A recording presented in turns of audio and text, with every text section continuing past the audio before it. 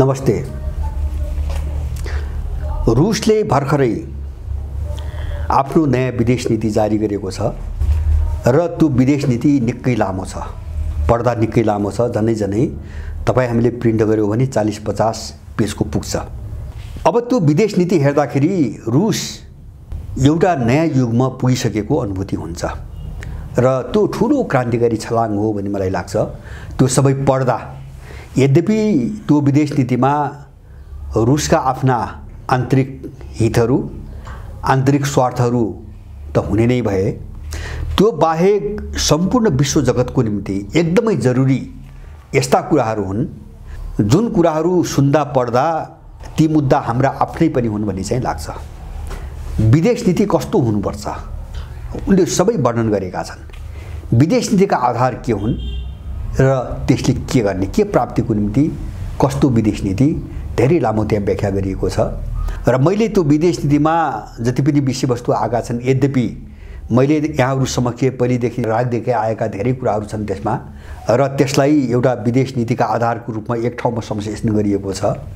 तर केही चिजहरू हाम्रो निम्ति नयाँ छन्। जस्तो विदेश नीति परिभाषित गर्दा हामी कहाँ केही पनि चाहिँ, जस्तो मोटामोटी यहाँको पढे लेखेको भनाउँदो मान्छेले विदेश नीति एउटा राष्ट्रिय हितमा आधारित हुनुपर्छ, अमूर्त रूपमा छोटो रूपमा यति भन्छ। अझ दलालले के भन्छ भने दलालले त के भन्छ भने विदेश नीति विश्वको अहिलेको समग्र परिस्थिति, अन्तर्राष्ट्रिय परिवेश त्यो पनि नव उदारवाद, भूमण्डलीकरण, साम्राज्यवादी एजेन्डा त्यसमा आधारित हुनुपर्छ भन्छ यहाँको भाट बौद्धिकले। चाटुकार, PhD को चाटुकारी चाहिँ एउटा कागज लिएको एउटा व्यक्तिले भूमण्डलीकरण, नव उदारवाद र खुला बजार अर्थतन्त्रमा आधारित हुनुपर्छ भन्छ, हैन, जसमा हाम्रो आफ्नो भन्ने केही पनि हुँदैन। मैले यो रुसको जो नयाँ विदेश नीति हो 31 मार्चका दिन जारी गरिएको छ, मैले यसका एकदमै महत्त्वपूर्ण र थोरै केही बुदाहरू मात्रै आज उठाउन खोजेको छु। मैले नितान्त रुससँग जोडिएका कुराहरू यहाँ केही पनि उठाएन, किन तिनी रुसी सन्दर्भ हुन्, तिनी कुनै बेला कुरा गरौँला। तर वैश्विक रूपमा जस्तो तपाईँ हामीलाई पनि त्यो विदेश नीतिको महत्त्व कहाँ छ र त्यस्तो चिज हामीलाई किन आवश्यक छ भन्ने कुरालाई अलिकति चाहिँ चिरफार गर्नुको निम्ति मैले सबैको निम्ति महत्त्व राख्ने केही बुदाहरू चाहिँ तपाईँको उठाएको छु। जस्तो त्यहाँ चाहिँ सारमा इसेन्स भन्छ नि, त्यो विदेश नीतिको सार तत्त्व, त्यसमा 2-4वटा सार तत्त्व गजबका छन्। जस्तो एउटा त्यसको सार के हो, विदेश नीतिको ग्लोबल साउथ पुनर्जागरण, दक्षिणको पुनर्जागरण। आर्थिक भाषामा, अर्थतन्त्रको भाषामा दक्षिण भनेको विकासोन्मुख र अल्प विकसित देशहरू हुन्, हैन। यो दक्षिणी ध्रुव भनेको होइन, भौगोलिक नाम होइन, यो आर्थिक नाम हो। जो विकासोन्मुख वा अल्प विकसित अवस्थामा छन् तिनी सबैलाई साउथ भनिन्छ। अब यो विश्वभरिको जो साउथ छ यसको पुनर्जागरण जबरजस्त मुद्दा हो। यो भनेको के हो भन्छ भने जो विकसित भनिएको साम्राज्यवादी किता छ, अमेरिका र पश्चिमी युरोप र त्यसभित्र अस्ट्रेलिया पनि पर्छ, यसका विरुद्धमा बाँकी सबै यी उत्पीडनकारीहरूका विरुद्धमा, यी लुटेराहरूका विरुद्धमा बाँकी सबै संसारको शक्ति एक ठाउँ उभिनुपर्छ, हैन। एउटा त्यो नारा छ, ग्लोबल साउथ पुनर्जागरण। अब जाग उठा, आफूलाई चिन, आफू जे हो त्यही रूपमा चाहिँ तपाईँको अगाडि आऊ। जस्तो अफ्रिका के हो, अफ्रिकाहरूले आफूलाई चिन, ल्याटिन अमेरिकनहरूले आफूलाई चिन, एसियालीहरूले आफूलाई चिन। हामीले आफूलाई पश्चिमको ऐनाबाट परिभाषित गर्ने होइन, हामी जे हौँ हामीले त्यही कोणबाट आफ्नो परिभाषा दिनुपर्छ। ग्लोबल साउथ पुनर्जागरण एउटा मलाई सबैभन्दा बढी मन छोएको त्यहाँ मुद्दा। अर्को पश्चिम केन्द्रित व्यवस्थाको अन्त्य, हैन, जो अहिले हामी भन्छौँ नि प्रजातन्त्र, विकास, डेभलपमेन्ट, डेमोक्रेसी, मानवाधिकार आदि इत्यादि नै फाल्तु कुराहरू गरेर दुनियाँलाई लुट्ने, ठग्ने, सताउने, मार्ने, हैन, अनि समाज गिजोल्ने जति पनि मुद्दाहरू यिनका थिए, यिनको अन्त्य। र अर्को चाहिँ एकदम नयाँ, हैन, अहिले चलन चल्तीमा रहेको विदेश नीतिका कुराहरू पढेका मान्छेहरूको निम्ति एकदम नयाँ र तपाईँ हाम्रो जस्तो देशको निम्ति एकदमै जरुरी, हैन। रुसले के भनेको छ भन्छ भने सभ्यता र संस्कृति, के अरे विदेश नीति तय गर्दा त्यसको केन्द्रमा राखिएको एउटा तत्त्व रुसी सभ्यता, रुसी संस्कृति, रुसी मूल्य र रुसी परम्परा, यसमाथि आँच आउने गरी हामी विदेश नीति तय गर्दैनौँ। हैन। जस्तो हाम्रो विदेश नीति त हाम्रो हित हुनु पर्यो।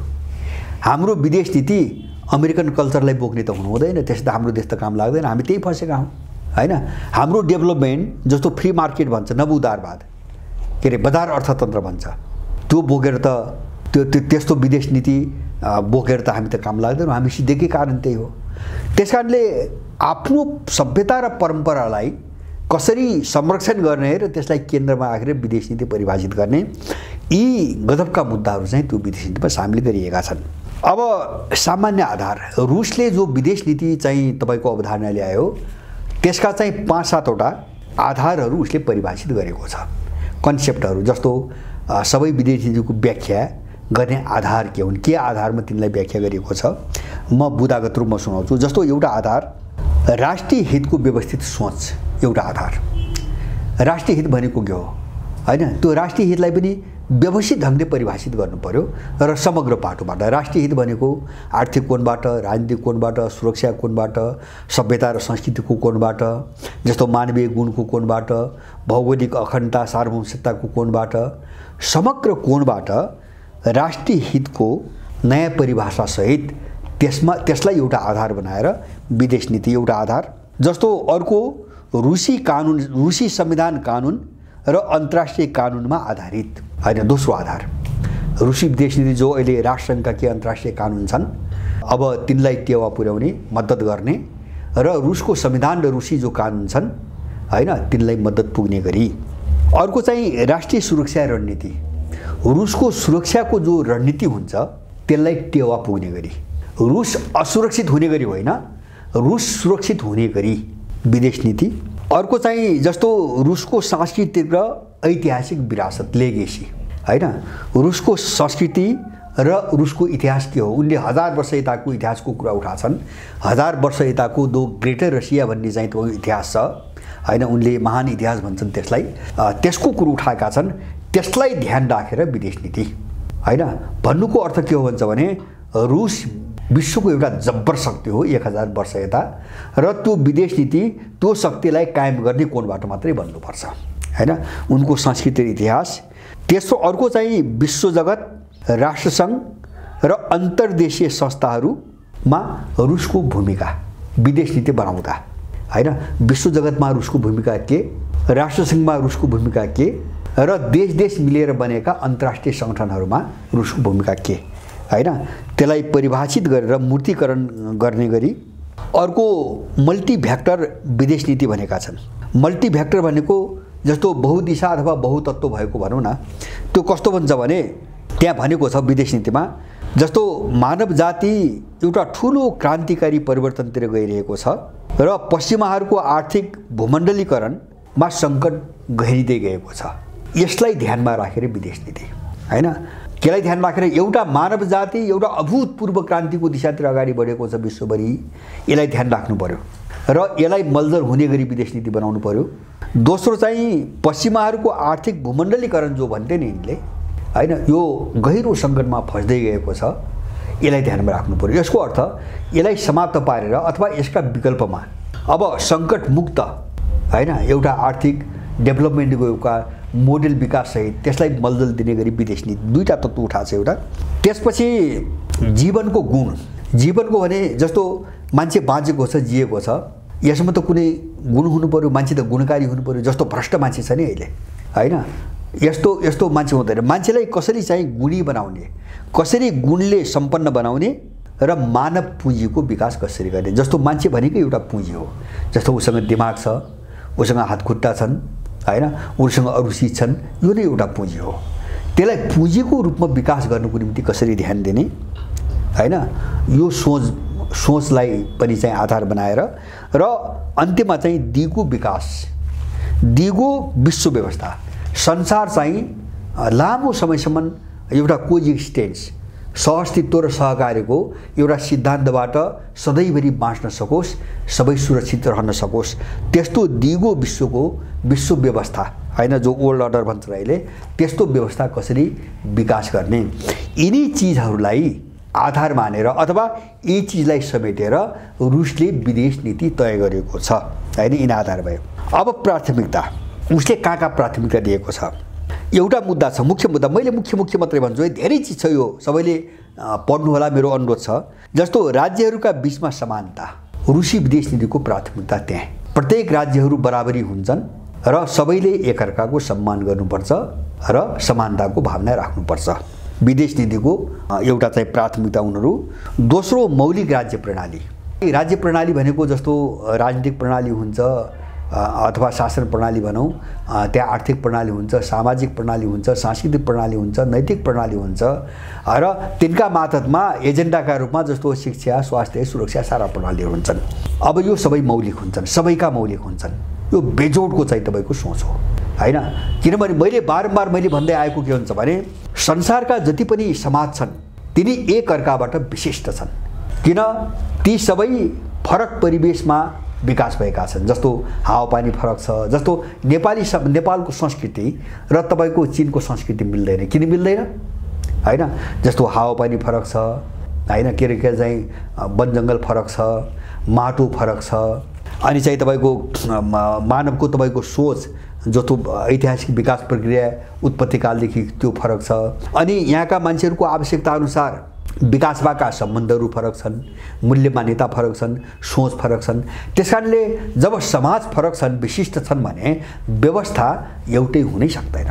यो साम्राज्यवादले थोपरेको हो, हामीलाई लादेको हो हैन।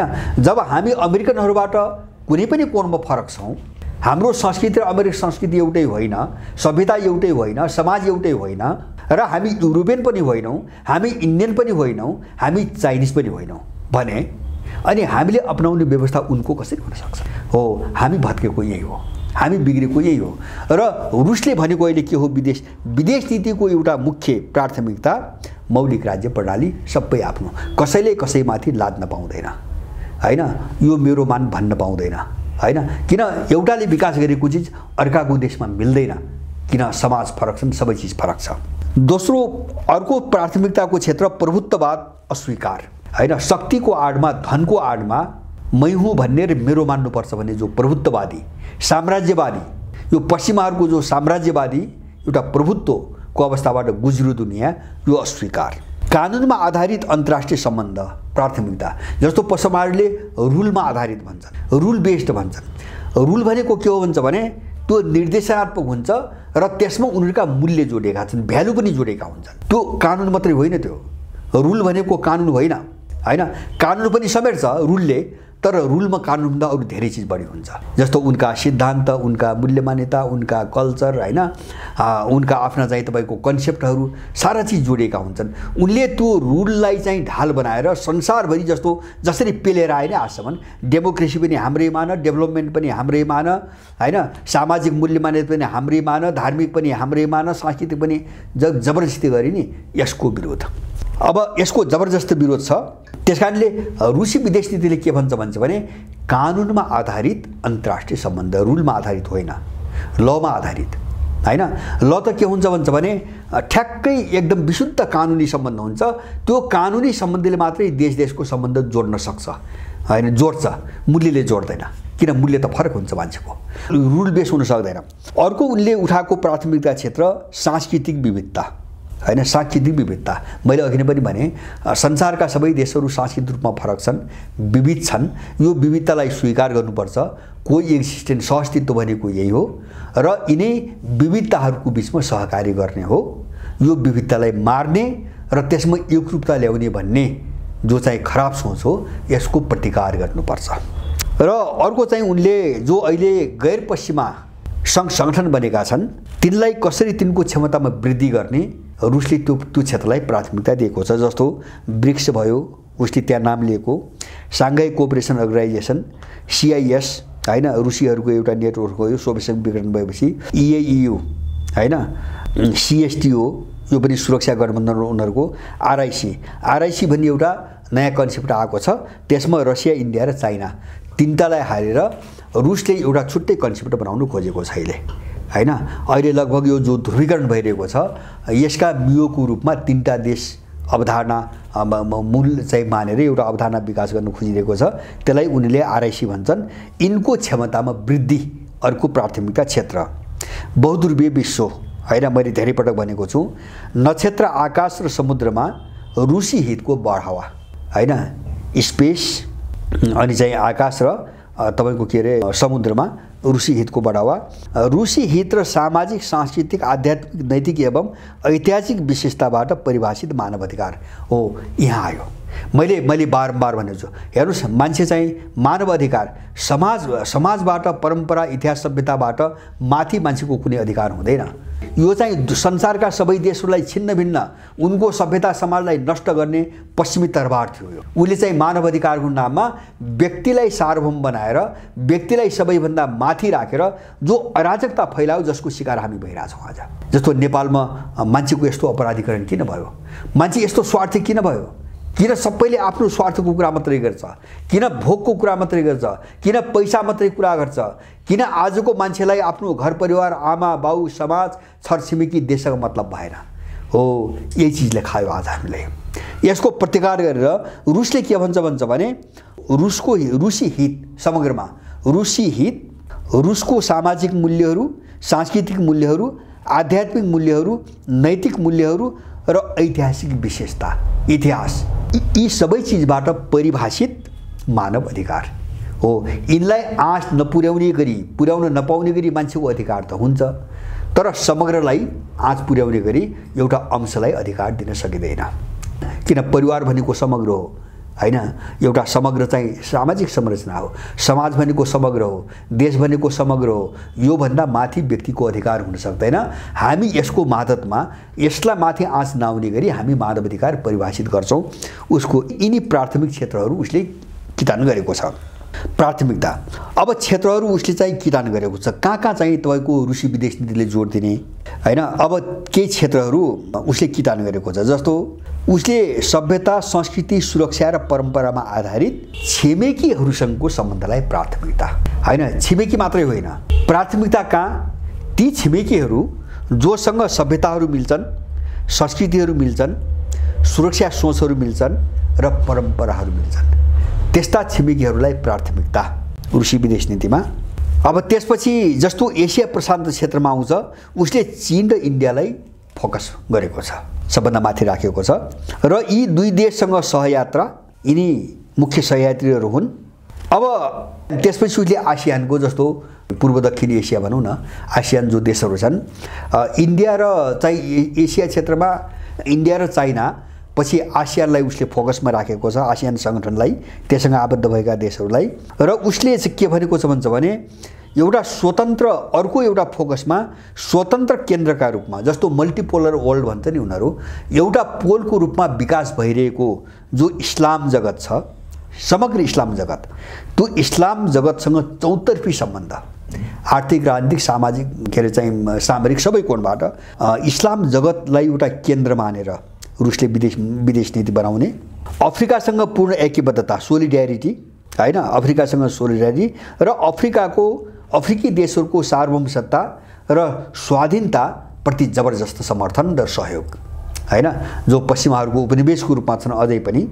र अफ्रिकाभित्र पश्चिमाहरूले जो आन्तरिक द्वन्द्व बनाए, जस्तो कबिला कतै इस्लाम मुस्लिम र चाहिँ तपाईको क्रिस्चियन, कतै कबिलाहरूका बीचमा जो लडाए र अफ्रिकालाई कमजोर बनाएर जो चाहिँ लुटे आजसम्म, त्यसलाई रोक्नको निम्ति सबै द्वन्द्वहरू, जो आन्तरिक द्वन्द्वहरू हुन्छन् नि, त्यसलाई मिलाउनुको निम्ति अधिकतम रूपमा रुसले चाहिँ पहल गर्नेछ। विदेश नीतिको एउटा क्षेत्र त्यसलाई बनाउनेछ। अनि उसले ल्याटिन अमेरिकाको कुरा गरेको छ। ल्याटिन अमेरिकामा अमेरिकन दादागिरीको विरोध, जस्तो मुनरो डक्ट्रिन भन्छन् अमेरिकनहरू।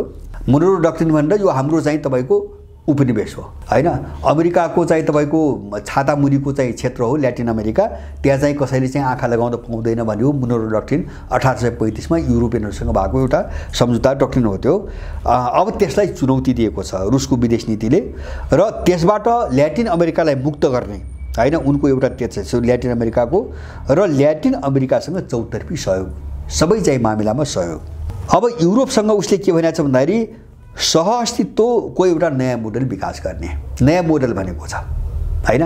जस्तो सहअस्तित्व भनेपछि उनको पनि आफ्नो सार्वभौम अस्तित्व छ, रुसको पनि आफ्नो सार्वभौम अस्तित्व छ हैन।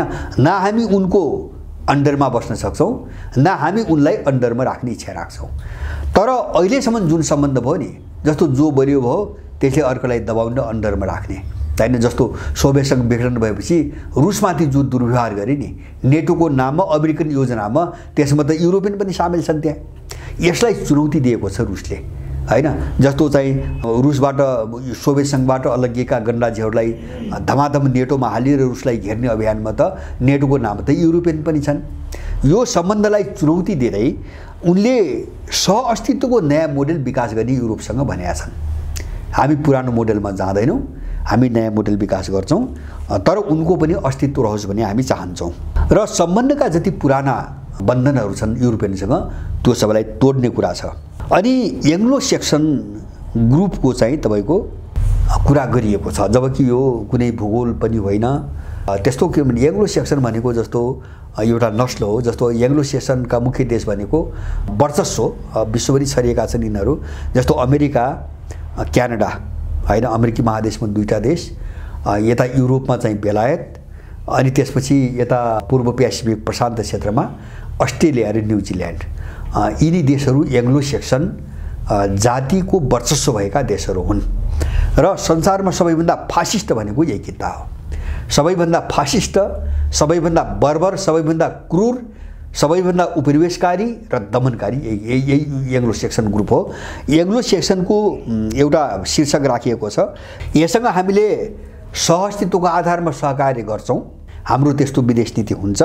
तर यिनीहरूको जो पावर डोमिनेसनको जो सोच छ नि हैन, हामीसँग शक्ति छ, शक्तिले अरू सबैलाई डोमिनेट गरेर दबाएर राख्नुपर्छ, अधीनमा राख्नुपर्छ भन्ने जो सोच छ हैन, त्यसको हामी चाहिँ जबरजस्त रूपमा प्रतिकार गर्छौँ, मुकाबला गर्छौँ हैन। हामी पावर डोमिनेसनको सोच मान्दैनौँ।